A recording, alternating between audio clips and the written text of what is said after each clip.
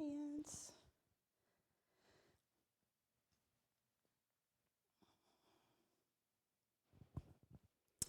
Good evening. Welcome to tonight's Town Talk. My name is Jennifer Benarat, and I serve as the city's communications director. I'm filling in tonight for City Manager Scott Neal, who is out ill. This year, the city has planned a number of town talks on topics important to our residents. Tonight's is on our fire department operations. Fire Chief Andrew Slama will speak about his department's work, and he'll provide updates on staffing and construction of Fire Station 2. He'll also talk about the outlook for a new Fire Station 3. Andrew will speak for about 30 minutes. After his presentation, he will stand for questions. We will end tonight's town talk at 8 p.m. or when we run out of questions, whichever is first. However, the discussion will continue online at bettertogetheredina.org for 1 week. That discussion will close on Tuesday, June 11th. Now, I would formally like to introduce my friend and colleague, Fire Chief Andrew Slama, who's been our chief since the summer of 2021. However, Andrew has been a member of the Minnesota Fire Service since 2004, working as a paramedic firefighter in Edina, Savage, Mankato, and on the Midwauketon Reservation in Prior Lake. He ascended through the ranks over his career, serving as captain, deputy chief, fire marshal, and chief in Savage. He is Edina's 8th fire chief. Please join me in welcoming Fire Chief Andrew Slama. Thanks, Jennifer.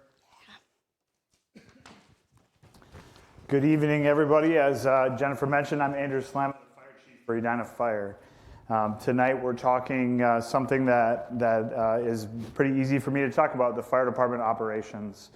We're going to talk a little bit about the fire department overview, that structure, how we're set up. I'll get into a staffing update and kind of how our staff currently operates within the city of Edina right now.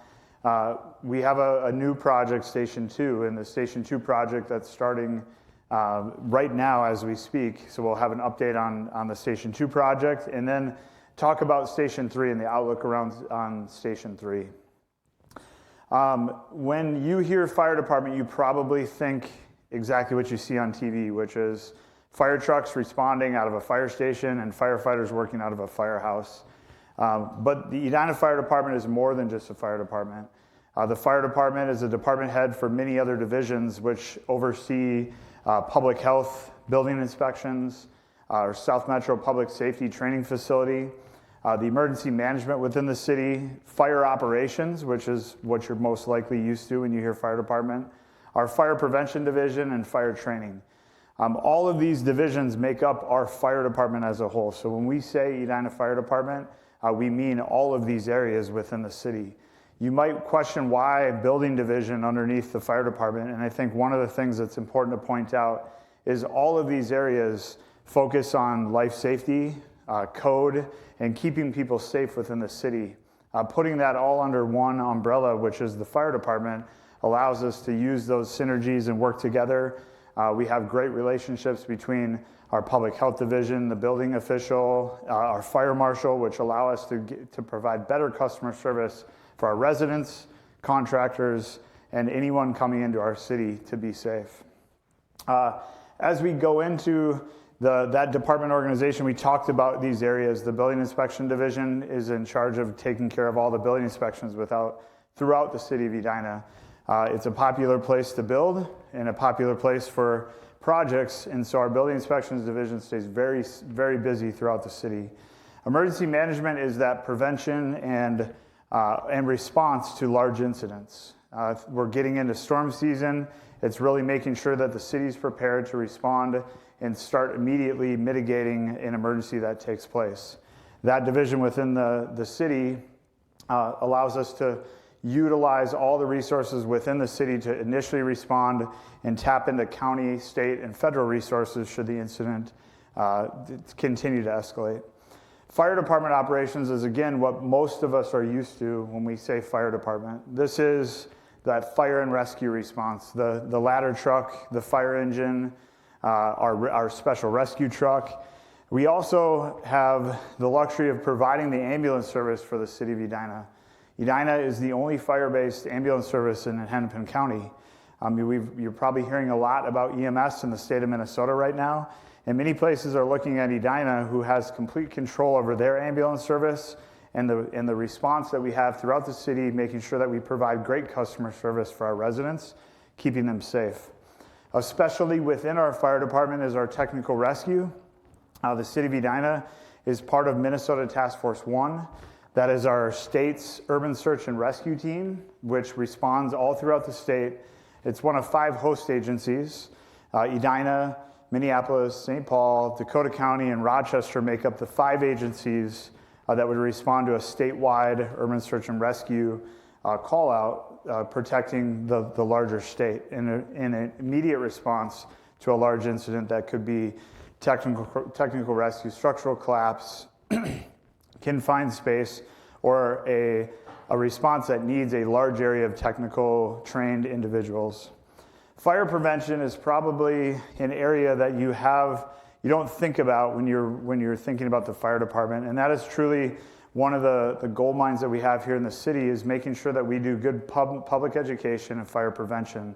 It's hard to show data how many fires don't occur in the city of Edina because our fire prevention and our fire inspectors do such a good job. But it's important to continue to invest in our fire prevention division to help educate those who are going through our K through 12 schools, get into businesses and provide them with education and inspections, making sure we can prevent things before they even turn into emergencies. Our fire training, you can imagine, being all paramedics and firefighters, has an additional training impact on our firefighters. We have to make sure that we're meeting national and state standards around EMS training and fire training, and keep all of our technical rescue training as well. So training is a large part of our firefighters' day. Our public health division, Edina is one of 4 cities in the state of Minnesota that have their own city public health board. Bloomington, Edina, Richfield, and the city of Minneapolis. That is another piece where we're really proud of the decisions made long ago to make sure that we can provide the public health needs for our city here locally. We do that through a contract with Bloomington, Edina, and Richfield, or Bloomington Public Health, through an association or an alliance, Public Health Alliance with Bloomington, Edina, and Richfield. And then the South Metro Public Safety Training Facility is a facility in our city for our police and fire training. It's a training that the Edina Fire Department oversees and supervises the staff that maintain and keep that facility running.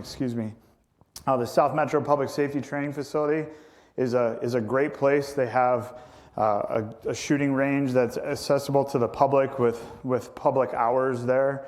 We have a training tower that we can do high-rise simulation and residential simulated training right here in our city, so our crews really utilize that facility as much as they can. The City of Edina is the fiscal agent for the South Metro Public Safety Training Facility. Therefore, we have the responsibility to maintain the budgets, any impact around that, and that is done through the supervision of that staff through the fire department.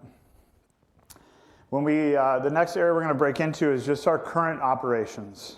There's a lot of new changes coming to the Edina Fire Department as we look into the future, as we realize the impacts that our EMS and public safety services have with our city and their importance. And we're going to talk about what exists today, what recent changes were made. But we're going to start that by just showcasing the current 2 fire stations in Edina. Station 1 is our largest station. 6250 Tracy Avenue is the address. Right at just off the off-ramp of Highway 62 in Tracy sits Fire Station 1, where the administrative offices for the fire station are. Fire Prevention Division is officed out of there. Our Station 1 staff and the Public Health Division the Public Health staff is temporarily officed out of there until new Station 2 construction. Station 1 has 3 24/7 vehicles staffed out of it. That's our Engine 81, Medic 1, and Medic 3. So 2 ambulances and 1 engine are staffed 24 hours a day, 365 days a year. When we go to Station 2, that station is currently located at 7335 York Avenue. That station has a lot of history, originally being built as a station for daytime responses only, that they would send a vehicle from Station 1 to Station 2 to staff during the day. It got remodeled to add staffing quarters to open up 24 hours a day. And then actually this year in 2024, we added an additional room so that we could staff both Engine 82 and Medic 2 out of Station 2 24 hours a day. That provides immediate engine response and medic response in that southeast quadrant, kind of jammed into this fire station right now, and we'll talk about the Station 2 study, or the study around fire stations, and the new location for new Station 2. When we talk about the fire department, we are available 24/7. That means the firefighters that started their shift today at 7 a.m. work till 7 a.m. tomorrow morning, and then the next shift comes on. To do that operation, it takes 3 shifts. We currently have 3 shifts, A, B, and C. They have 2 captains assigned to each shift, as well as 10 paramedic firefighters. So that's a total of 12 staff dedicated to each shift, 36 operational staff in total assigned to the 24-hour schedule. That 24-hour schedule, when compared to the more common 40-hour schedule, a 40-hour person scheduled to work your 9 to 5 works 2,080 hours per year, where the firefighters' 24-hour schedule schedules them to work 2,912 hours in a year due to that 24-hour coverage. So the common 40-hour work week for most of us that we recognize as the common work week, the firefighters working a 24-hour schedule work a 56-hour work week, spending their night at the station, living at that station about a third of their life. Excuse me. To respond like this, we also have a standby officer. The standby officer is a chief or officer level that is on call should an incident require incident command assistance, and those standby officers respond from home to the scene or are used as a consultant to consult with the on-duty captain as if we go through any situations that may need more assistance. When we break up those shifts of 12, we assign them to stations. Station 1 has 6 to 8 firefighters staffed to that daily, and Station 2 has 4 staff assigned to it daily. And the reason we say 6 to 8 at Station 1 is although there are 12 people assigned to the shift, just like a sick call, vacation, other benefited time off and training, we have to have the ability to have, thank you, Jennifer, we have to have the ability to have staff off for relief. So at minimums, 24 hours a day, there are 6 firefighters stationed at Station 1 available and ready to respond. If no one takes off that day, like I said, there's 2 positions that are available that can be utilized for benefited time off or training time. Then they could have as many as 8 staff assigned to there if their shift was full. In Station 2, regardless of staffing, we'll have 4 paramedic firefighters, 3 paramedic firefighters, and 1 captain or acting captain at Station 2. This slide is a little busy, so I apologize about that, but I'll kind of break this down. This just shows a breakdown of our EMS responses in 2023. There were 7,220 emergency responses or calls in our city.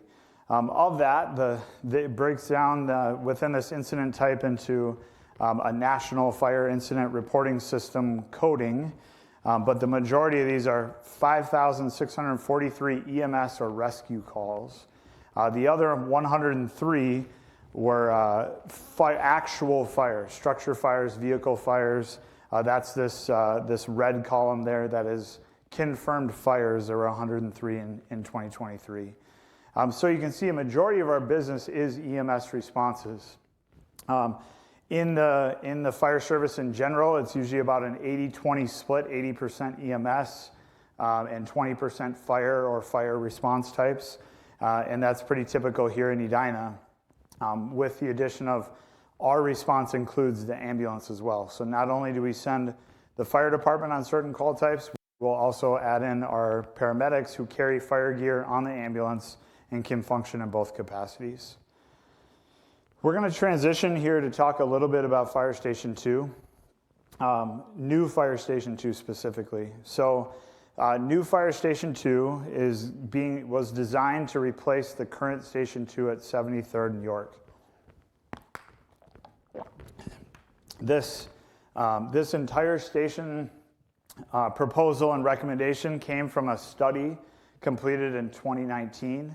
That study was done by 5 Bugles, which they analyzed our response time and station location and provided a number of recommendations for review by our city council.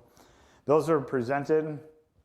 Anytime I talk about the station study, I like to talk about that the recommendations were brought in 2019. In 2020, our lives were turned upside down with COVID, which benched a couple of these projects just with something that we had to deal with right in front of us. So I was hired in July of 2021, and that's where we really started to make goals and set goals for creating this new Station 2. We evaluated many pieces of property throughout the southeast quadrant, ultimately selecting an 8-acre parcel off 76th Street, 4401 76th Street West. We consulted an architect and design team to help put together our design on Station 2. We facilitated feedback throughout the city with our residents, engaging our staff, both within the fire station and the city as a whole, to try to design a well-thought-out building, a city landmark for the city, and meet the needs of this recommendation in the study. That study recommended in 5 years that we build a new fire station in the southeast quadrant to respond to the increase in call volume in the southeast quadrant of our city. The next slides that I have just showcase some of the renderings that we have for Station 2. If you haven't seen them, I'm going to talk through a little bit of some of the engagement and some of the discussions that we had and how this design came to be. We had about 18 months of design conversations around this station. Like I said, we engaged residents and staff alike to provide recommendations for what to be included in this facility. This picture right here is a picture from the west looking east towards France here, and it's showcasing that kind of the area that you'd pull up to this fire station and access the station. One of the challenges with our current station, and one that we wanted to address with this fire station build, was many of the stories that we heard of people coming to the fire station, whether that was scheduled or unscheduled, and really saying, I didn't know where to go. I didn't know where the front door was. I was nervous to access it because I didn't want to park in some area where maybe I'd block in a fire truck or an ambulance. And so that was a topic that came up throughout many of the engagements that we had in regard to our current station. So a very thoughtful design, making sure that we can really make sure that it's very obvious where to park and how to access this fire station. On the left side of the screen, you see the training room. This is a design for a large space that can be utilized that doesn't impact our operations. A community space is important to us, one that can be utilized by staff for staff trainings, as in fire staff trainings, city staff trainings, a community space that is able to be accessed by our community, to use by our community, and doesn't impact our fire operations. Again, as we compare it to some of the discussions that we had at Station 1, it's hard to find our training room, it's hard to find that community space, and we want to make sure that it was really obvious. One of the design features that you might recognize is some of the stone and facade features that bring in some of those design features from our current City Hall where we're located today, and really try to make this a community iconic landmark that really brings this landmark to light in the area of town, really showcasing where our fire station is and how to get access to it. With this is another picture just of the access points and looking how the space is meant to have a lot of glass, inviting you into the space, letting in a lot of natural light. Another important note for people that we're going to use this space that had a lot of natural light features and the ability to see out, kind of transition in between those spaces. Yet another rendering here where you start to see on the second level. The first level is dedicated. If I didn't mention it before, this Station 2 is going to have our public health staff and public health division, as well as our Fire Station 2 staff, all assigned to it. So we want to have a space that's inviting so that people can come seek assistance from our public health staff or stop in if there's an emergency and really know how to get a hold of people. At a fire station, when we're working 24-hour shifts, this becomes a second home and a second family.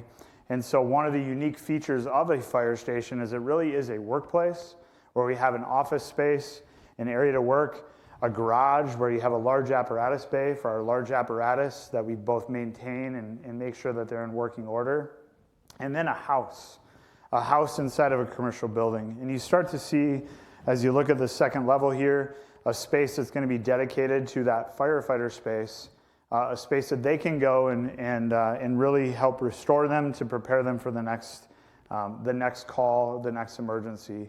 Working for 24 hours has a lot of tax on the staff. We want to make sure that time has both demand and non-demand time.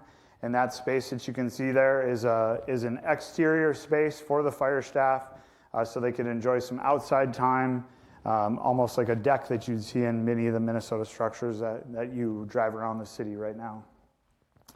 Another view of our training room. Again, you can see the tall ceilings bringing in some features similar to our city hall setup, where they make these iconic structures, really bring in these design features that make this building fit in to the area, bringing in some of that height, but really make the space a special space for our community to come attend and be a part of our station. And then again, another view, you can see here the training tower that's incorporated into this fire station. We have our training facility right here in town, but one thing that happens with training is we have to dedicate that staff to the other side of town, so it makes for a longer response time. That training facility will still be utilized for the majority of our training, but this training tower here allows our staff to stay in their response area and still conduct some components of our training. They can conduct daily trainings, utilize this hose tower to hang or dry hose, store training equipment, and really get training reps while still be able to commit to emergency response in that station or that station area. And then a picture just looking again from this southwest corner, looking northeast. You can see how this incorporates a lot of green space into the station's exterior. Another important feature that both staff and residents were really wanted to make sure was maintained with this design. In addition to this, there are the apparatus bays. Let me see if I can find that picture here quick. So this has drive-through apparatus bays. You can see the ambulance parked out front. In the next rendering, you see the engine parked out back. This allows us to drive through. Backing is an area we try to avoid when we don't need to, because we can maintain safety when we're driving forward better. So this station has drive-through bays that allow us to access that and keep us ready to respond to the next incident. Now we're going to talk a little bit about Station 3. That 2019 study did talk about a recommendation in 5 to 10 years building a Station 3. That Station 3 area, where that Station 3 identification or recommendation was recommended to be near City Hall. Our northeast quadrant of the city is an area that we know is continuing to develop, and it's an area that we want to make sure that we have staff with an ability to respond. So that recommendation was in 5 to 10 years to build a Station 3. Some of the goals that we currently have are identifying land for Station 3. In areas that are already developed, it's challenging to try to identify land to build a fire station. And so we're going to talk a little bit about some of the opportunities that we've identified and some of the reviews that we've currently done forecasting a Station 3 in our future. Part of that is the Grandview project, which you may or may not be familiar with. and I'll talk a little bit about the Grandview project and what that might do for our fire station access. So on the screen, you can see a design for our Grandview Street project. This is a project to redo the Vernon Avenue Bridge. It's a confluence of a number of different projects, both city and county projects that they're going to try to provide the construction at the same time. It will be a large impact, but a large impact for a shorter time rather than a mini short impacts. So it's projects trying to pull together to replace the Vernon Avenue Bridge. I can't speak to all the details of this road project. I'm sure our engineering department would be happy to talk about any of these details, but I'm aware of the generalities of this project. This project does abandon the off-ramps. You see checkered here. There's multiple on and off ramps in this area, and one of the important notes of this project is the abandonment of those on and off ramps from Highway 100. If this project is constructed, it opens up an area which could be utilized for the construction or the use of a fire station. It makes area available to us that we have been identifying as part of this project. So the Station 3 project includes the Fire Station 3 in this 5 to 10 year study. Right now our goal is to identify this. We're continuing to work with the state of Minnesota in ensuring that with the abandonment of these on and off ramps, it creates some space, and now we want to look at what's the best use of that space and how can we make the ability for a fire station to be constructed on or near City Hall. One of the last areas I'm going to talk about is just kind of some of our staffing changes. I talked a little bit about what's happened with the repositioning of our staff at Station 2 and putting that engine at Station 2 here in 2024. But another exciting project that we're a part of is the Alternative Response Team. The Alternative Response Team is a team that provides alternative response to 911 calls, some 911 calls, and it's really a collaboration between a couple of cities in the county. The collaboration with Hennepin County, providing the social workers, Edina Fire Department, which provides the paramedic, and the Edina and Richfield Fire and Police Departments are all coming together to support an alternative response team. Today, when a 911 call or a person in crisis calls, there are limited options for that resident who's seeking services. And this collaboration, this pilot project, is meant to provide an alternative response, which can provide additional resources for these individuals to get the right patient, the right treatment for the patient at the right time.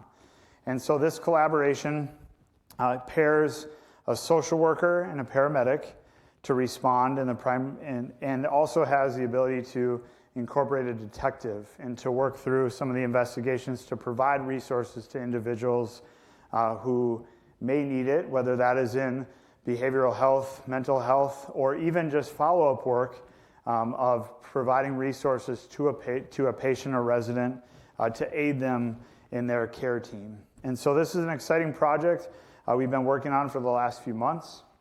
We're beginning to put the policies and procedures together around this alternative response team, and we would expect to start seeing them respond in the next few months. Looking into our future, the big things that we're talking about is the Station 2 construction that's going on right now. It is expected to open in 2025. So barring no setbacks, we would look to open Station 2 in 2025, in the fall of 2025. With that Station 2 opening, it allows us to reposition some of those staff and evaluate our call volume both this year and into next year to make decisions around where the right resource is and where that should be placed within our city. The constraints of our current Station 2 don't allow us to add units there. With the new Station 2 construction, that allows us to position units where they might better respond and have a faster response time. We talked about the alternative response team and some of the new pilot project with the alternative response team, what that might do for us, evaluating those alternative responses and the impact that it has on our residents. And then the staffing changes to accommodate the growth. The impact on public safety services continues to rise. I talk a lot about our baby boomers who are now getting into an age where they have a few more needs for services. And so we want to continue to evaluate that and make sure that we're staffing appropriately to accommodate the needs of our residents. The outlook on Station 3 and that continued push towards providing those staff and resources to the northeast quadrant with the Station 3 construction, and then just that continued evaluation of response and community need. The community need really drives our response and drives our staffing decisions. In 2025, we'll have an additional 6 positions that are budgeted for the fire department, and assigning that in concert with the opening of Station 2 so that we can provide that response and continue to focus on customer service and what our customers, the residents, need during an emergency. With that, I'm going to stop for questions. We have a link here and a couple of numbers, so I have been instructed to advise. You can call in now for questions. If you're going to call, you can call by using the number 312-535-8110. I'll repeat that. The call number is 312-535-8110. The access code you're going to need is 2633-344-3315. Again, the access code 2633-344-3315. The password for this call line is 5454. The password is 5454. And then you can press *3 when you're ready to ask a question. And so I will talk to my partner here, Jennifer, and see if we have any callers on the line. We don't have anyone signaling a question right now. I want to give people plenty of time because there is a delay in the broadcast. My clock shows it at 7:32. We'll wait until 7:33. Actually just turned 7:33, so I'll come back to you at 7:34 or when I have a caller signaling a question, whichever's first. All right, thanks, Jennifer. Well, while we wait for that, I just want to talk a little bit about, I mentioned earlier the discussion around EMS and kind of, you probably heard through some of the legislative updates this year that there's a lot of changes in EMS, and there was a spotlight on EMS this year. Edina Fire is really proud of the fact that we provide our EMS and ambulance services through our city. And so you likely have seen and heard from other residents or maybe neighbors on the impacts and having questions around EMS. But it's, again, just I want to outline that the National EMS Week that just took place, the mission or the theme for this year was honoring our past and looking to our future. And I really want to recognize those individuals who made that decision to provide this service from the city standpoint. Many communities did not, and they're looking at ways to try to increase or better their service right now. So I just want to recognize those people from our past that made those important decisions so we can continue to provide that great EMS service. Andrew, you've provided a lot of great information tonight. So good, we don't have any questions tonight. Well, perfect. If we don't have any questions, that's not the only way you can participate. So another way to participate is through our discussion online. Our Better Together Edina page, bettertogetheredina.org. We'll have this discussion on. You can ask questions. You can ask questions on things we presented or questions in general about the fire department or fire department operations. I'll be watching that and responding to those questions, providing answers. The discussion closes June 11th, so quickly go log online and get your questions. And with that, I want to thank everyone for their time today. I appreciate the ability to talk about our Edina Fire Department, and have a great and safe evening.